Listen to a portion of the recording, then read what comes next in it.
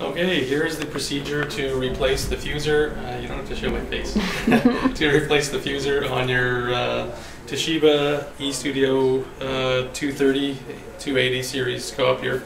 The main work will be done on the right hand side of the photocopier.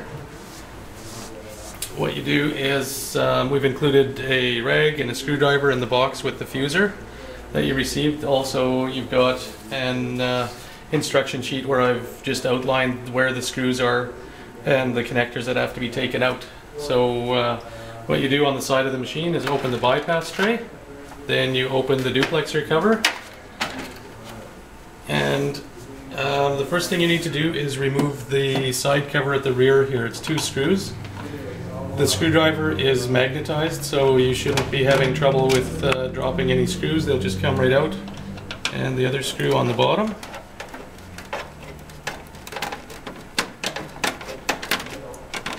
And that one's stuck in there, but it'll just come right out with the cover. There we go.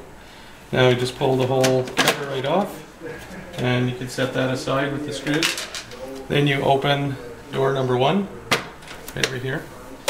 And you have to remove the 2 connectors on here. There's actually going to be 4 connectors in here, but you're removing the bottom one and the top one. So the bottom one has a clip on the side right here, so you squeeze it together and that connector will just give it a wiggle, it'll pull right out. The connector on the very top here, the wires are going through a little clip, so you'll have to pull them out of the clip. Oh, one needs to come out still. And you can just grab the wires on there and give it a pull, and that's disconnected. Now what you've got is 2 screws on the bottom here which need to be moved out. I'd recommend that you take the rag that I sent along and put it in the bottom. Just be careful, I don't know if you can get it down, if you go down a little bit, Carla. This green cylinder right in there, be careful not to touch that part when you're working. But what you can do is take the rag and just put it below here so that if the screw were to drop, it's not going to fall way down in the machine. So you remove that screw, and it doesn't matter which one you do first. Just undo the screw and set that one aside. Now move the rag to the other side and remove that screw.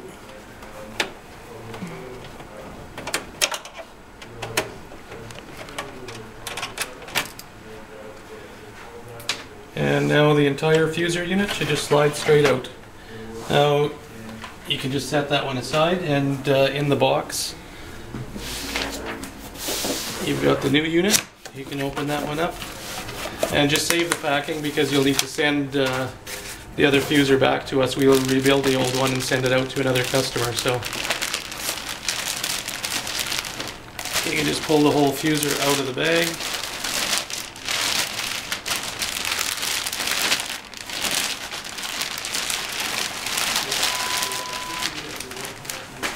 And you just want to make sure your connectors are all on the same side as they were when you took the other one out of the machine. It'll just slide straight in. Just be careful that the wires on this side don't get pulled in with it, but the fuser will slide right in. Get your screws, and we've still got our rag on the other side. When you put the screws back in, it's a good idea to give them just a half a turn backwards so that the threads line up properly, so you're not cross-threading. That one can go in. Now you take your screw on the other side and just turn it backwards a little bit and forwards again.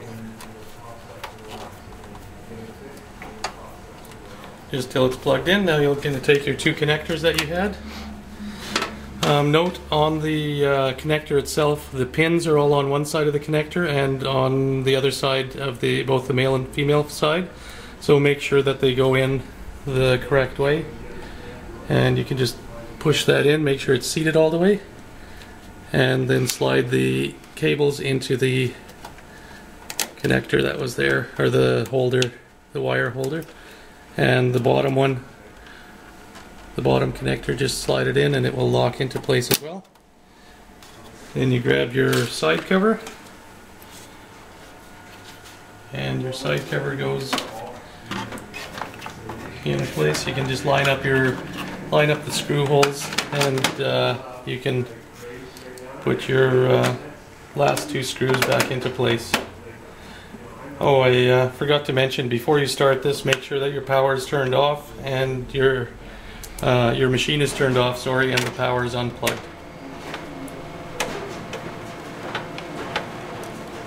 Then you close up your cover, and you should be able to turn your machine on and turn the power back on, and your machine should work well now.